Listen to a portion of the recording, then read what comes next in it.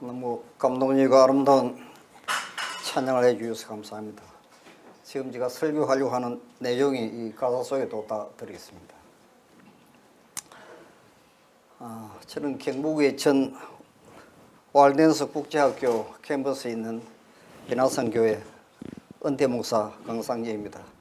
여러분 2022년 새해 여러분 가정에 큰 축복이 있기를 간절히 빌겠습니다. 저는 우리 모든 사람들을 이 지구에 단 한 사람도 쌍둥이도 같은 사람이 없이 다르게 창조를 하였습니다. 그것은 하나님께서 이 온 우주에 나 한 사람밖에 가치가 있는 유일한 사람으로 하나님께서 창조하시기 때문에 여러분 한 사람 한 분이 너무너무 소중하고 또 진리의 교사는 하나님의 성령이십니다. 어떤 위대한 신학자나 훌륭한 설교자라는 목사나 성경 교사가 아니고 진리의 교사십니다. 그래서 이 시간도 이 진리의 성령께서 여러분들의 개인 교사가 되어 주시기를 간절히 빌겠습니다. 그래서 마치 무지개 빛깔처럼 각 사람의 개성을 통해서 예수님의 재림을 간절히 사모하고 기도하면서 말씀을 연구하는 사람들의 간증이나 설교를 들으면 다 아름다고 감동적이죠. 여러분들이 이 한 시간 설교를 통해서 이 전체 기도를 다 전할 수 없습니다. 그래서 여러분들이 댁에 가시면 이제 조용한 시간에 예수님과 개인적으로 기도하시고 말씀을 연구하는 것이 거의 최선의 예수님의 재림을 준비하는 최선의 방법입니다. 제가 오늘 그 순서지 보니까 내일 마지막 시간에 대해서 제가 그동안 준비한 말씀들이 이 여러 강사님들이 전하는 기회라고 좀 중복이 되어서 몇 번 또 여기 와서 고치고 그래서 내일은 그냥 기도만 하고 그냥 가야 되겠다 생각을 했는데 또 갑자기 좀 순서가 바뀌어서 또 안 할 수가 없네요. 그래서 지금 제가 이 2시간 분량을 이 40분에 좀 끝나야 되기 때문에 좀 빨리빨리 좀 나가도록 하겠습니다. 자, 예루살렘의 멸망과 재림을 위한 준비입니다. 우리가 본문 말씀은 누가복음 21장 20절에서 28절의 내용을 우리가 다 잘 아는 말씀이기 때문에 여러분 보시면 너희가 예루살렘이 군대들에게 에워싸이는 것을 보거든 그 멸망이 가까운 줄 알라. 그때 유대에 있는 자들은 산으로 도망할지며 성내에 있는 자들은 나갈지며 촌에 있는 자들은 거리로 들어가지 말지어다. 그렇습니다. 사람들이 세상에 임할 일을 생각하고 무서워함으로 기절하리니 이는 하늘의 근령들이 흔들리게 해서이라. 우리 곽성길 목사님이 지금 이 코로나 때문에 이 두려움 때문에 전 세계가 정부가 이 백성들을 좀 통제하려고 지금 준비를 하고 있습니다. 지금 흔들림이 지금 시작된 것이죠. 그래서 이런 일이 되기를 시작하거든 일어나 머리를 들라 너희 구속이 가까웠느니라 하시더라. 아멘. 자, 그래서 이 말씀이 그 산상본 120페이지에 이것이 지금 우리 앞에 전개되고 있는 이 현실하고 너무나 비슷합니다. 그들은 예루살렘이 황폐되고 성전이 무너지고 예배가 영원히 끝나고 이스라엘 백성들이 황량한 해안에서 파손된 것처럼 모든 나라로 흩어지는 것을 볼 것이었다. 예수님은 난리와 난리 소문을 듣겠고 민족이 민족을 나라가 나라를 대하여 일어나 있고 처체의 기근과 역병과 지진이 있으리니 이 모든 것이 재난의 시작이니라. 지금 선지자의 말씀이 지금 우리가 보고 있는 이 현실하고 너무너무 비슷한 그 상황이죠. 그래서 누가복음 21장 20절에서 21절에 너희가 예루살렘이 군대들에게 에워싸이는 것을 보거든 그 멸망이 가까운 줄 알라. 지금 여러분들이 이 코로나를 통해서 이 예루살렘이 교회가 하나님의 백성들이 지금 이 사단의 군대에 의해서 지금 포위되고 있는 걸 우리가 볼 수 있습니다. 그 포위망이 점점 더 가까이 지금 조여 들어오고 있죠. 이때 빨리 유대에 있는 자들은 산으로 도망가라고 그랬습니다. 산. 여기 아주 중요한 말씀이 나옵니다. 왜 산으로 도망가라고 하겠습니까요? 그래서 지금 임박한 경고하는 징조가 보일 때 도망하기를 원하는 사람들은 지체 없이 서둘러야 할 것이었다. 그랬습니다. 이 경고의 말씀을 듣고 산으로 도망간 사람은 그리스도인 가운데 단 한 명도 죽은 사람이 없었다 했습니다. 이 말씀은 오늘날 여러분과 저에게 굉장히 중요한 하나의 의미를 가지고 있죠. 그래서 이 지금 산으로 도망하라고 하는 이 말씀은 두 가지 의미로 해석을 할 수 있습니다. 하나는 이 영적인 준비입니다. 이 제일 중요한 것이죠. 우리가 도시에 살든지 시골에 살든지 어느 곳에 있든지 제일 중요한 것은 영적으로 준비하는 것입니다. 마음을 살피고 진정으로 죄를 회개하고 변함을 받아 날마다 예수님의 품성을 닮아가는 영적인 준비를 해야 한다. 즉 예수님 안에서 피난처를 찾아야 한다. 이것이 첫 번째 우리가 해야 될 준비입니다. 그 다음 두 번째는 환경적인 준비입니다. 노아가 다가오는 홍수를 위해서 방주를 준비한 것처럼 현대 노아 방주를 준비해야 하는데 이것이 바로 시골 생활입니다. 여러분들이 가만히 생각해 보십시오. 그 예루살렘이 포위되었을 때 나는 믿음이 좋기 때문에 하나님이 충분히 나를 여기서 보호하고 죽지 않도록 천사를 보내서 도와주실 것이다. 그렇게 생각하고 그대로 예루살렘 도성에 머물러 있었다면 여러분 살아남겠습니까? 그렇지 않습니다. 이 믿음은 분명한 하나님의 말씀에 선자의 말씀에 순종하는 것입니다. 이게 참된 믿음이죠. 그래서 지금 이 코로나 문제 때문에 지금 전 세계적으로 피할 수 없는 경제 위기가 다가오고 있습니다.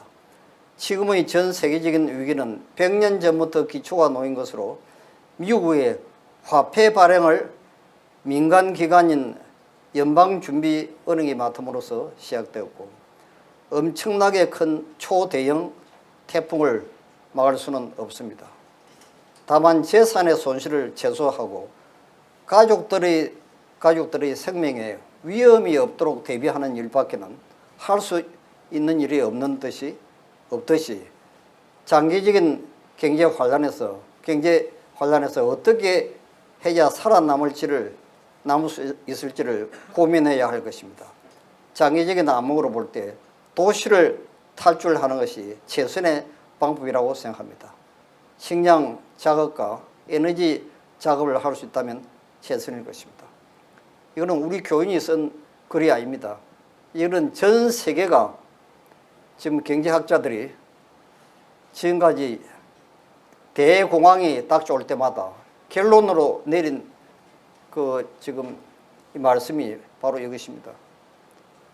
자, 이것이 이제 선지자를 통해서 말씀해 주신 거죠. 대속죄일, 우리가 1844년 10월 22일 이후로 지금까지 우리는 대속죄일 기간에 지금 살고 있습니다. 이 대속죄일에 이스라엘 백성들이 해야 될 몇 가지 업무가 있습니다. 원형적인 대속죄일, 즉 조사심판 동안에 하나님께서 원형적인 회중에게 명하신 일을 개인 스스로가 소홀히 하면서도 그리스도께서 그의 경우를 변호하여 줄 것이라고 생각하는 자는 마침내 자기의 이름이 생명책으로부터 지워져 버린 사실을 발견할 것이다. 자, 대속죄일날 개인이 해야 될 몇 가지 일이 있습니다. 첫 번째는 속죄일이니 너희에게 성회라 그렇게 되어 있습니다. 그날은 성회로 모이는 날이었습니다. 그래서 백성들은 종교적인 예배를 위하여 성전으로 모여야 했습니다. 그래서 그리스도인이 하나님을 예배하는 모임에서 기쁨을 얻지 못하기 때문에 그 예배에 결석한다면 그의 영성은 매우 낮은 상태에 있다.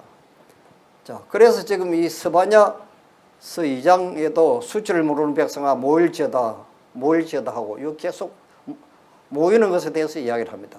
그 다음에 히브리서 요즘 공부하는 우리 히브리서 10장 25일에도 모이기를 피하는 어떤 사람들이 습관과 같이 하지 말고 이 모이는 것에 대해서 자꾸 강조를 하고 있는데 이 사단 마귀가 이걸 알고 코로나를 통해서 예배를 지금 금지시키는 것입니다.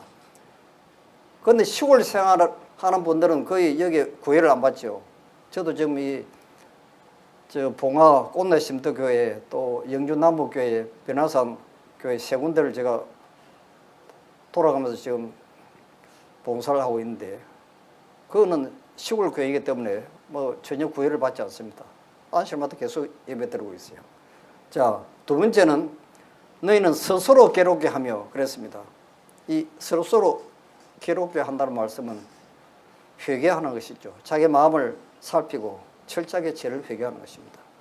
그 다음에 세 번째는 금식하며 그렇게 되어 있습니다. 이 금식에 관한 것은 이제 음식하고 관계되는 것인데 이거는 건강기별을 순종하는 것입니다. 선지자를 통해서 주신 이 건강기별입니다. 건강계획이 하나님의 백성에게 주신 바 되었을 때 그것을 성천을 위하여 백성을 적합하게 하는 것으로서 정의되었습니다. 그러나 우리가 성천하기 전에 율법주의 재앙을 통과하지 않으면 안 됩니다. 건강기별이죠. 자, 그 다음 네 번째는 여호와께 화제를 드리고 그랬습니다. 이거는 하나님께 우리의 온 영과 혼과 육을 전적으로 하나님께 헌신하는 것을 의미하는 것입니다. 그분께서는 온 영과 혼과 몸이 우리 주 예수 그리스도 강림하실 때까지 흠없게 보존되기를 원하신다. 데살로니가전서 2장 23절입니다. 그 다음 로마서 12장 1절에도 보시면 그러므로 형제들아 내가 하나님의 모든 자비하심으로 너희를 권하노니 너희 몸을 하나님이 기뻐하시는 거룩한 산제사로 드리라. 이는 너희의 드릴 영적 예배니라. 온전한 헌신입니다.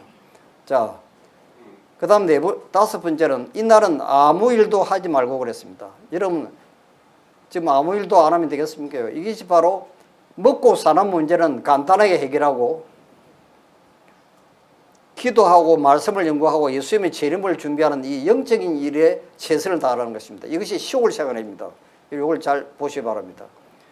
여러분 시골에 있으면 우리가 충분히 자기가 깨어서 말씀을 기도 얼마든지 몇 시간이고 할 수 있고 말씀 충분히 볼 수 있고 마음대로 시간을 조정할 수 있습니다. 그런데 도시생활은 이게 안 됩니다. 지금 그래서 이 대속죄일에 우리에게 주는 이 아주 명백한 기별이 나와 있죠. 그래서 선지자를 통해서 나는 우리 신자들이 영성을 구하는 것을 저희의 필생의 사업으로 삼도록 권고하는 바이다. 그리스도께서는 문 앞에 서 계신다. 그렇기 때문에 나는 우리 신자들에게 그대들이 도시들을 떠나 시골로 이사하는 부르심을 받을 때 그것을 큰 손실로 여기지 마라. 축복을 잡으려는 자들을 위하여 여기저기 풍성한 축복들이 기다리고 있다. 그랬습니다. 주님께서는 우리들이 여유가 있는 대지에서 생활하기를 바라신다. 당신의 백성들은 도시에 운집하여서는 안 된다. 주님께서는 저들이 가족을 거느리고 도시를 떠나 영생을 위하여 보다 철저한 준비를 할 수 있게 되기를 바라신다. 그랬습니다. 철저한 준비. 여러분들 지금 이 코로나가 지금 유행을 하고 있는데 지금 변종 코로나가 계속 나타납니다. 그럴 때마다 백신을 다시 개발해야 되고 또 주사를 또 다시 맞아야 되고 전에 맞았던 것은 아무 소용이 없죠.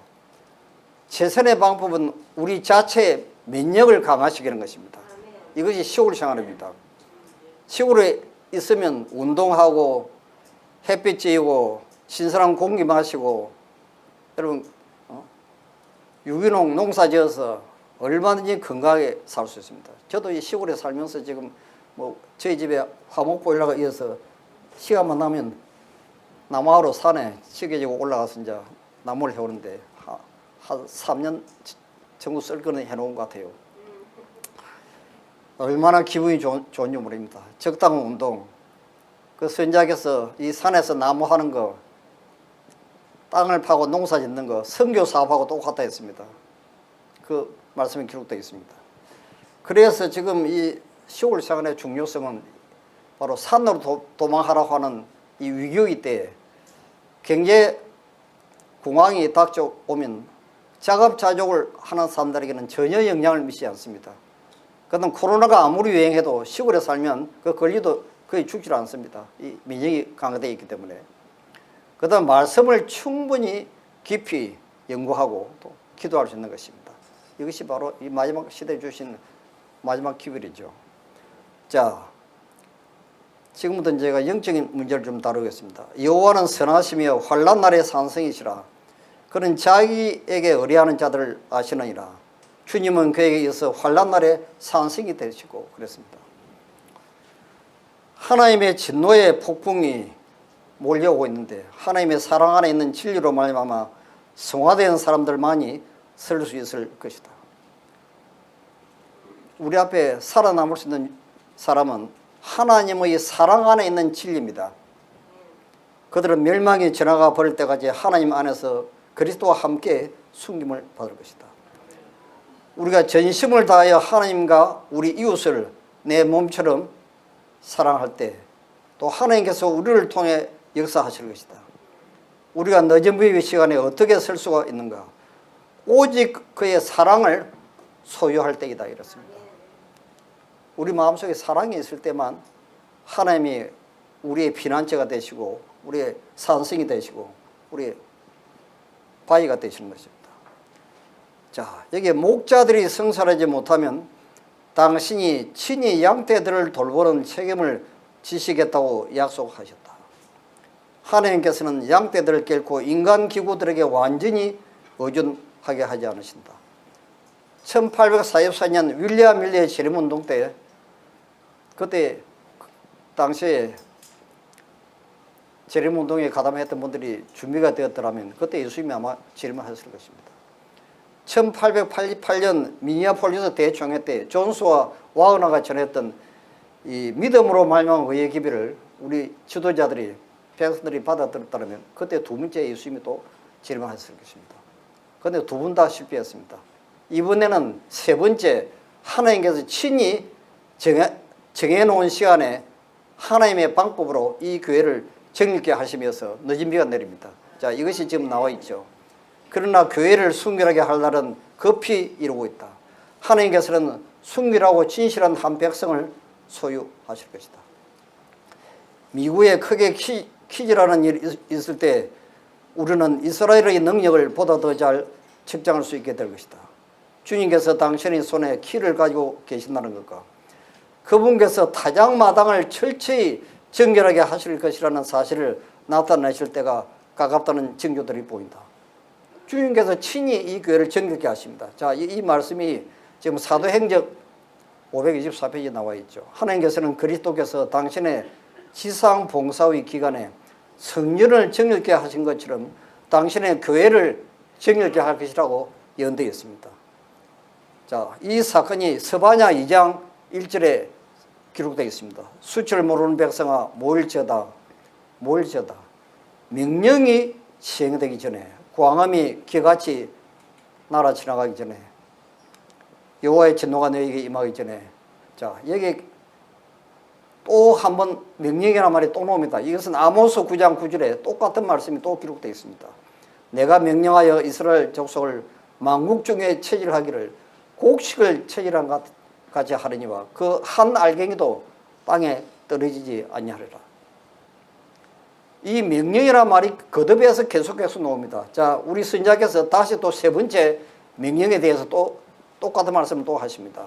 바로 앞에 있는 뭐요?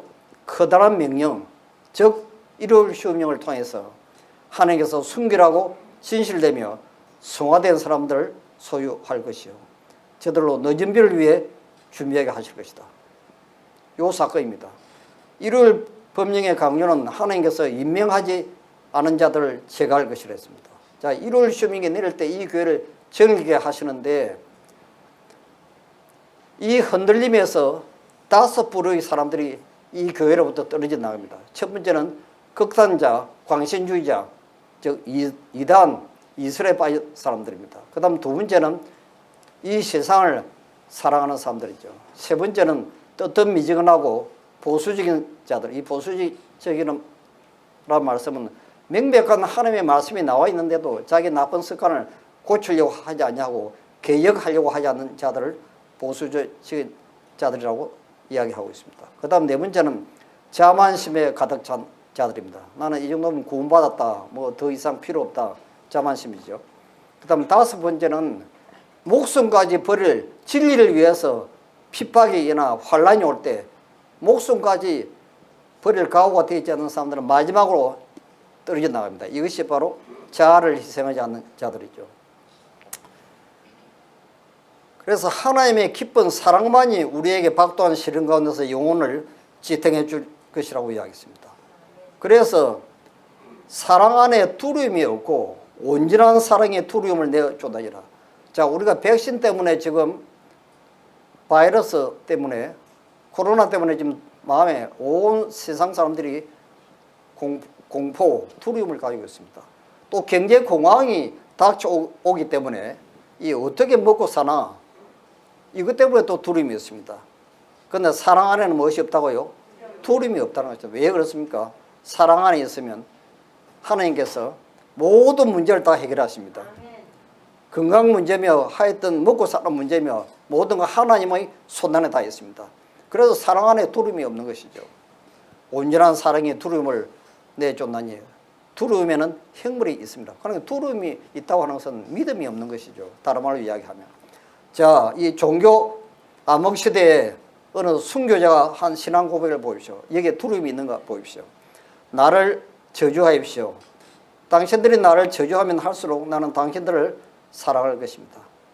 내게 침을 뱉어 보십시오. 그러면 나는 사랑의 숨기를 부문할 것입니다. 나를 구타하십시오. 나는 신음소리로 사랑을 고백할 것입니다.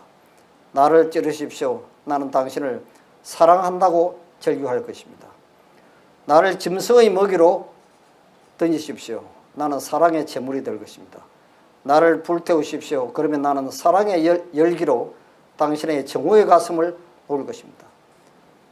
이것은 성령을 통해서 하나님의 사랑이 이 순교자들의 마음에 완전히 충만하게 가득 차 있는 것을 볼 수 있습니다. 이것이 우리 앞에 다가오는 환란을 통과하게 하는 것입니다. 이 사랑이.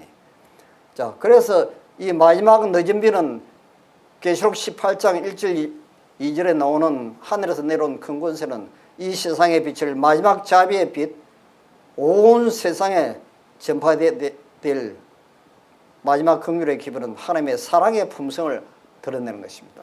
이것이 마지막 기별이죠.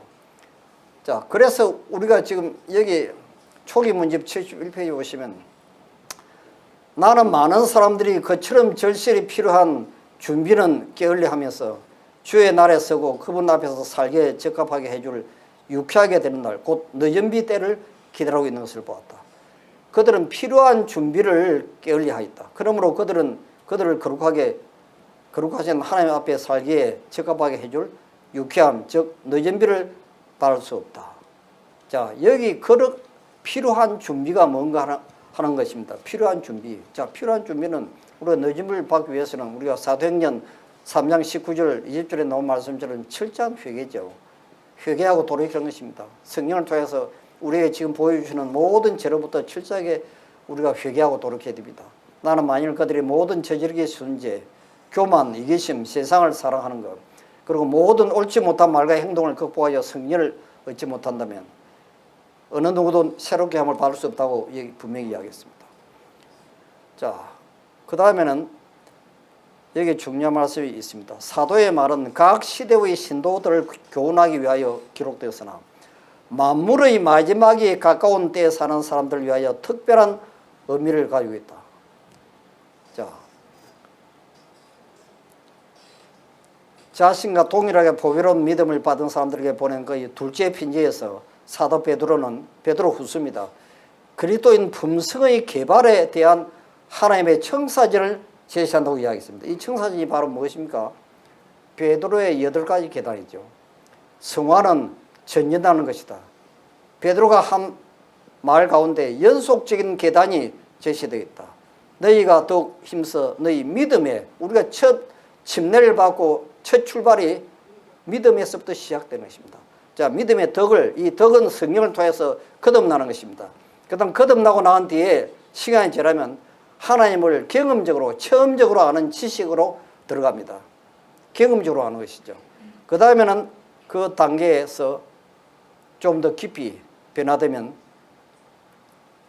절제, 감정을 마음대로 조정하는 절제로 들어서면서 이제 인내라고 하는 이 불의 시험을 통과할 때 하나님의 형상이 나타나는데 이것이 바로 경건이라고 하는 이 단계로 들었습니다. 그때 우리는 형제를 사랑하고 마지막 사랑을 공급하라. 이 사랑이 바로 너집입니다. 제일 마지막 계단이 나와 있죠. 끝입니다, 이게. 이 계단이 어떻게 나타나는지 이제 여기서 제가 좀 잠깐 설명드린 것은 절제를 통해서 인내로 넘어가는 계단이 있습니다. 자, 여기 보십시오. 그리스도인에게 있는 가장 고상한 것에 대한 최고의 증거는 자제이다. 이 자제가 바로 절제입니다. 가혹하거나 잔인한 취급을 받을 때 침착하고 신뢰하는 정신을 보존하지 못하는 자는 하나님께서 자기의 완전한 품성을 자기 안에 드러내실 권리를 행사하지 못하게 한다.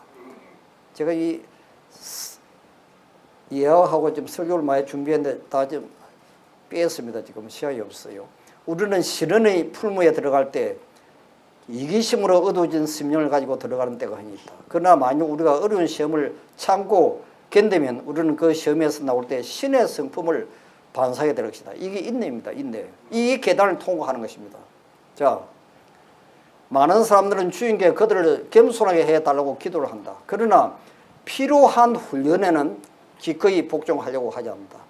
그 어떤 시험이 올 때 또 시련들과 혹은 귀찮은 일 정도만 생겨도 그 마음은 파도가 일어나서 그 혀는 독을 품은 화살이나 폭발물 같은 말을 터뜨린다.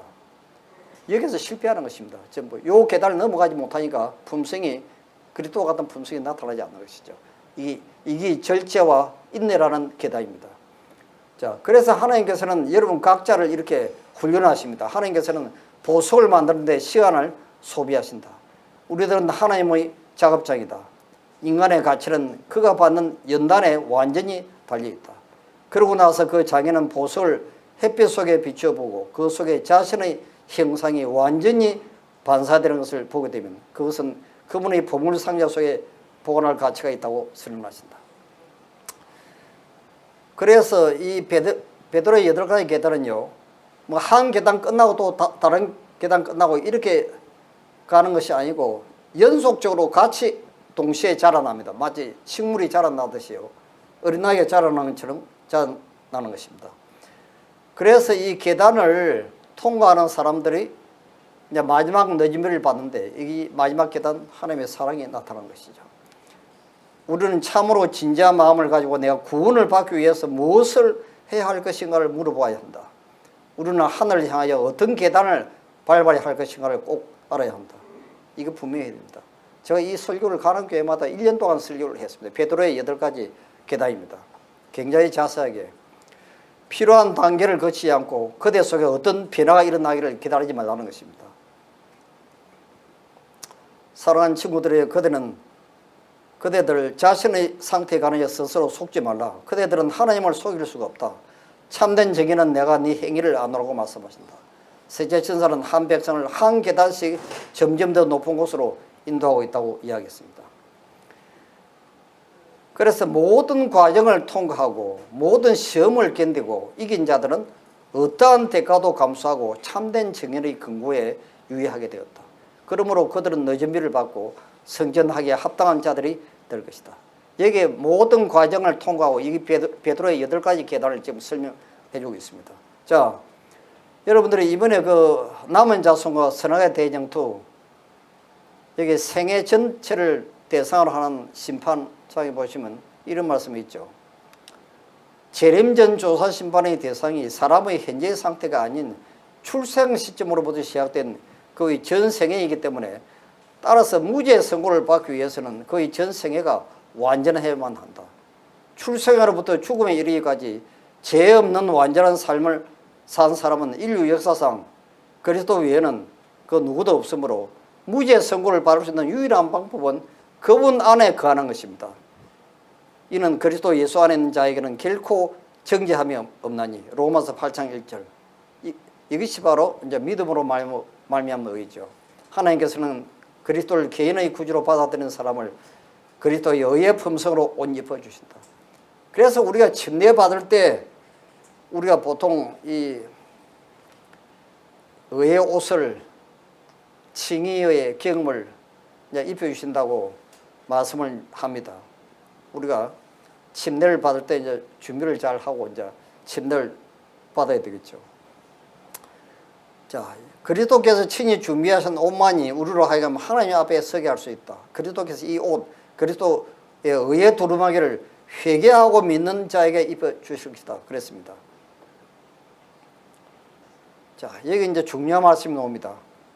우리가 우리 자신을 그리스도께 바칠 때 우리의 마음은 그리스도의 마음과 연합되고, 우리의 뜻은 그분의 뜻에 합행되고, 우리의 정신은 그분의 정신과 하나가 되고, 우리의 생각은 그분에게 사로잡히게 되어 마침내 우리는 그분의 생애를 살게 된다. 이것이 바로 그분의 의의 옷을 입는다는 겁니다. 여기 바친다는 말이 계속 나옵니다. 자, 여기 또 보십시오.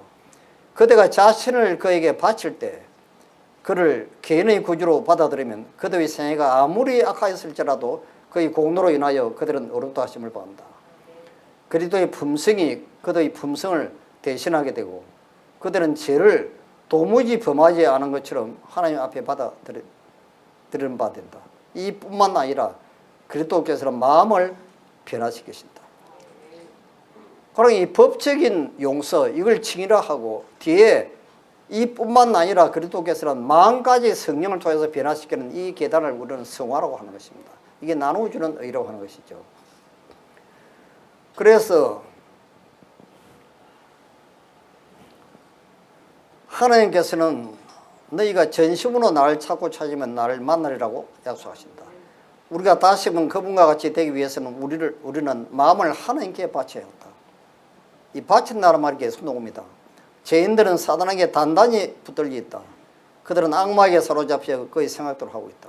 하나님께서는 우리를 고쳐주고 자유롭게 해주기를 원하신다. 그러나 우리가 우리 자신을 그분께 완전히 바치기 전에는 그분께서는 그 일을 하실 수가 없다. 자, 이게 이제 문제입니다. 여러분, 여기 이제 핵심입니다. 완전히 바치는 거. 이 완전히 바친다고 하는 이 뜻이 여러분들이 이 남한 장군의 문둥병 이야기를 통해서 우리가 잘 알고 있습니다. 이 문둥병은 죄를 상징하는 것이죠. 우리가 품성이 변화되려면 하나님의 말씀에 완전히 굴복해야 됩니다. 완전히. 그렇게 해야만이 우리가 거듭나게 되고 이제 변화되는 것이죠. 그런데 이 부자 법관은 내가 어떻게 하면 영생을 얻으리까 이야기했습니다. 십계명을 아느냐. 나 어릴 때부터 십계명 다 지켰는데요. 아직도 무엇이 부족합니까? 그러니까 예수님이 뭐라고 이야기했습니까? 네가 가지고 있는 재산을 다 팔아서 가난한 자들에게 나누주라. 그리고 난 뒤에 나를 쫓아라. 그랬더니 이 청년이 뭐요? 예수님을 떠나갔습니다. 그래서 이 예수님께서는 이 가난으로 하여금 그리스도인 품성을 완성시킬 수 있는 곳에 처하게 할 수 있는 유일한 조건을 말씀하신 것입니다. 유일한 조건. 그러니까 우리가 구원을 받을 수 있는 유일한 조건은 하나님께서 무슨 말씀을 하시든지 그 말씀대로 무조건 순종하는 것입니다. 이거 외에는 다른 것이 없습니다. 자, 그래서 이 부자 법관은 이런 영생의 조건이 있는 것을 슬퍼하며 떠나갔다고 그랬습니다. 그래서 그가 만약에 우리가 그리스도께 우리 생애를 바친다고 하는 것은 무슨 뜻이냐면 하나님께서 무슨 말씀을 하시든지 모든 말씀에 순종하는 것을 의미하는 것입니다. 여러분, 아브라함이 자기 독자 이삭을 모리아 산에 바치라고 하는 시험하고 부자 법관한테 네 재산을 팔아가지고 가난한 사람들에게 나눠주라 하는 시험하고 이 둘 중에 어느 것이 더 힘듭니까요? 아브라함이 더 힘들죠. 차라리 자기가 죽는 것 같아 몰라도 자기 독자 이삭을 죽인다는 것은 더 힘든 것입니다. 그런데도 아브라함은 뭐요? 순종을 했다고 하죠. 여기 믿음입니다. 아시겠어요? 믿음은 무조건 하나님의 말씀에 그대로 굴복하는 것입니다. 이걸 제가 말씀드리려고 말씀합니다. 그래서 우리 작년교과 2005년 7월 21일자에도 굴복이라는 말씀에 하나님의 성령을 통해서 자신들의 삶을 온전히 그리스도의 뜻에 굴복시킨 자들만 그들의 옛 자에 대해서 죽고 위로부터 거듭나게 된 것입니다. 이게 안 되면 안 되도록 되겠어요. 그런데 왜 지금 하나님께서 이 교회가 라오디게아 교회가 되어 있냐면 우리 교인들 중에 철저하게 하나님의 말씀대로 문자 그대로 순종하는 사람들이 별로 거의 없다는 것입니다. 그 말입니다. 지금 이게 변화가 안 되도록 되어 있습니다. 거듭나지 않습니다. 이거는요. 절대 불가능하도록 되어 있어요. 그래서 지금 여러분들이 그리스도를 받아들이는 자는 다 그의 품성에 참여하여 그의 품성과 일치하게 될 것이다. 그것은 그들 자신을 예수께 완전히 굴복시키는 것을 요구하였다. 이게 지금 결론입니다. 그런데 예수님의 12제자 가운데 가룟 유다만 제외하고 다 변화되었습니다. 왜냐하면 그들은 처음부터 예수님을 따를 때 모든 것을 다 버리고 예수님을 따르기로 결심했기 때문에 하나님께서는 그들을 하나님 창조주께서 변화시키 못 시킬 리가 없죠. 하나님께 자기 생애를 완전히 맡기는 사람에게 하나님께서 못할 일이 없습니다. 그런데 가룟 유다만 변화가 일어나지 않았습니다. 왜 그렇습니까? 가룟 유다는 자기의 생애를 완전히 맡기지 않고 굴복하지 않았다고 시도소명에 분명히 기록되어 있습니다. 이게 안 되는 것입니다. 이 불가능한 것입니다. 자, 그래서 하나님께서는 여러분들을 위한 인생의 계획표가 있습니다. 자, 시편 30편 23절에서 쭉 보시면 여호와께서 사람의 걸음을 정하시고 그 길을 기뻐하시나니 하고 나옵니다. 자, 아기가 태어날 때 하나님께서는 이미 그 아이의 전 생애를 위한 계획표를 세워놓으십니다. 예레미야 1장 5절에도 이 하나님의 계획표에 대해서 이야기를 하고 있습니다. 내가 너를 복중에 지기 전에 너를 알았고 네가 태에서 나오기 전에 너를 구별하였고 너를 열방의 선지자로 세우노라. 고레스 왕이 이 세상에 태어나기 150년 전에 이미 고레스 왕의 이름을 성경책에 이사야서에 기록하였습니다. 그래서 다니엘이 고레스 왕한테 이야기를 했죠. 당신의 이름이 여기 기록되어 있다고. 그래서 고레스 왕이 이스라엘 유대 백성들을 성전을 건축하라고 하는 재건령을 허락한 것입니다. 자, 그래서 여러분과 저도 하나님께서는 각 개인의 생애에 대한 계획표를 가지고 계심을 믿는다. 그것은 실제적으로 분명하다. 우리는 참새 한 마리가 떨어지는 것도 아시고 우리 머리털까지 세시는 하나님을 섬기고 있는데 그분께서 우리 생애를 위한 계획이 없다는 사실을 납득시킬 필요가 없다. 자, 시편 139편 16절에도 내 형제를 이루기 전에 주의 눈이 보겠으며 나를 위하여 정한 날이 하나도 되기 전에 주의 책에 다 기록이 되어 있다고 되어 있습니다. 건축가가 그의 새로운 집을 짓기 위하여 자세한 설계 도면을 그리는 것처럼 하나님께서는 그 영혼이 이 세상에서 태어나기 전에 각 개인이 어떠한 사람이 될 것을 계획하신다. 그 개인은 하나님의 청사진을 따라 살든지 그렇지 않을지를 결정하게 될 것이다. 자, 여기 치료봉사 478페이지에는 여러분과 저를 위해서 세워두신 이 놀라운 아름다운 계획표를 한 편의 영화를 만들어 가지고 처음부터 끝까지 보여주신다면 하나님 제발 조금 전에 저한테 보여주셨던 그 놀라운 하나님의 계획표대로 내 인생을 좀 인도해 달라고 사정사정 할 것이랍니다. 왜냐하면 그 하나님의 계획표는 너무너무 행복하고 아름답고 그것보다 더 큰 축복이 없는 것입니다. 이 하나님의 놀라운 계획표를 여러분과 저에게 한 사람도 안 빠지고 이 계획표가 다 있습니다. 하늘책에. 이것이 어떻게 지금 이루어지는가 그 방법을 이제 말씀드리고 제가 끝내겠습니다. 하나님의 계획표는 딱 하루만 공개합니다. 왜냐하면 우리가 머리가 나쁘기 때문에 며칠 걸 미리 공개하면 그거 다 잊어버리기 때문에요. 기억할 수 있는 것만 공개하십니다. 그러므로 내일 일을 위하여 염려하지 말라. 우리는 날마다 그리스도를 따라가야 한다. 하나님께서는 내일을 위한 도움을 주지 않으신다. 하나님께서는 당신의 자녀들에게 인생 행로에 대한 모든 지시를 한꺼번에 주지 않으신다. 그 까닭은 그들이 혼란하게 되지 않도록 하시기 위함이다. 하나님께서는 그들이 기억하고 실행할 수 있을 만큼만 주신다. 자, 이 하나님의 놀라운 계획표가 어떻게 이루어지는가? 네 가지 방법이 있습니다. 첫 번째는 무조건 나는 하나님 뜻대로 살겠다고 결심을 하는 헌신입니다. 하나님께 완전히 굴복한 사람들만이 이 놀라운 하나님의 계획표가 내 생에서 이제 이루어지는 것이죠. 그 다음 두 번째는 날마다 나에게 주어지는 의무에 최선을 다하는 것입니다. 이게 요셉이 했던 방법이죠. 그가 보디발의 집에 갔을 때나 감옥에 들어갈 때나 변함없이 그런 가장 가까이 놓인 의무에 최선을 다하는 것입니다. 그 다음에는 우리의 생애를 하나님께 완전히 맡기는 것입니다. 그 다음은 하나님의 섭리의 사건이 일어납니다. 이게 요셉이 아침에 감옥에 있다가 저녁 때 총리 되시게 되었습니다. 이 하나님의 놀라운 섭리의 사건입니다. 여러분과 제가 똑같습니다. 이 놀라운 하나님의 계획표를 여러분들이 알고 계시면 장래 문제에 대해서 두려워할 필요가 없습니다. 얼마나 놀라운 하나님의 계획표가 여러분 생에서 전개됩니다. 아침마다 그대의 자신을 하나님께 바치라. 그리고 이 일을 그대의 첫째로 할 일을 삼으라. 또한 기도하기를 오 주여 나를 받으사 온전히 당신의 것으로 삼으소서. 나는 나의 모든 계획을 당신의 발 앞에 놓나이다. 오늘 나를 당신의 일에 써 주시옵소서. 나와 같이 하여 주시고 나의 모든 일이 당신 안에서 성취되게 하옵소서 하는 것이다. 그래서 우리는 변화되지 못한다고 여러분 걱정할 필요가 없습니다. 이건 하나님께서 할 일입니다. 여러분 우리가 할 게 아닙니다. 여러분 우리는 여기 나와 있죠. 식물은 의식적인 노력으로 성장하지 않습니다. 식물은 자신의 성장에 대해서 끝없이 걱정하지도 않습니다. 하나님의 관리 아래 그냥 둔다고요. 우리는 열심히 전도하고 예수님에 대해서 이야기하고 예수님이 바라보고 하나님의 사랑을 생각하면서 날마다 주어진 일상생활의 의무에 최선을 다하는 것입니다. 이게 이제 결론이죠. 믿음은 하나님께 모든 것을 맡기고 의지하는 것. 곧 하나님께서 우리를 사랑하시고 또 우리에게 가장 유익한 것이 무엇인지를 아심을 믿는 것이다. 그래야 믿음은 우리로 하여금 자기 마음대로 하는 대신에 하나님의 방법을 택하게 된다. 모든 것을 하나님께 맡겨버려야 됩니다. 그러면 하나님이 알아서 모든 것을 처리하십니다.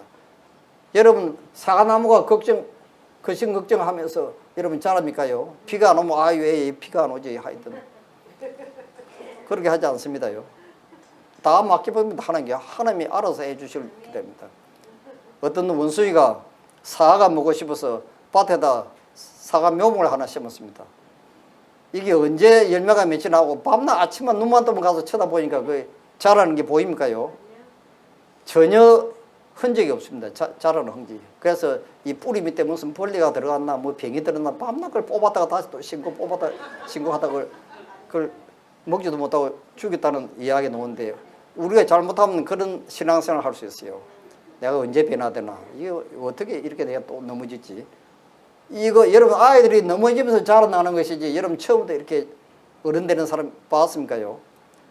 이거는 하나님의 소관인 것입니다. 우리가 책임질 일이 아니고 우리는 모든 걸 하나님께 맡기고 하나님 뜻대로 그냥 기도하고 말씀 연구하고 열심히 전도하시고 날마다 주어진 일에 최선을 다하면서 여러분 예수님의 재림을 준비하시기 바랍니다.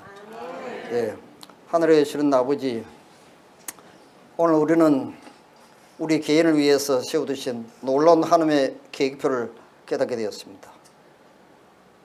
이 아름다운 계획표는 우리의 생애를 하나님께 온전히 헌신할 때 이 모든 일들을 하나님 뜻대로 하나님께서 해주시겠다고 약속을 하였습니다. 마치 흙이 토기장의 손안에 있는 것처럼 우리는 토기장의 일을 할 것이 아니고 토기장의 손안에 있기만 하면 그 주인 되시는 토기장이가 자기 형상대로 만들고 싶은 그런 모습으로 창조를 합니다. 오늘도 우리가 하나님께 온전히 하나님께 맡기는 믿음의 삶을 살아오도록 우리에게 믿음을 주시옵소서. 귀하신 예수님 이름으로 간절히 비옵나이다.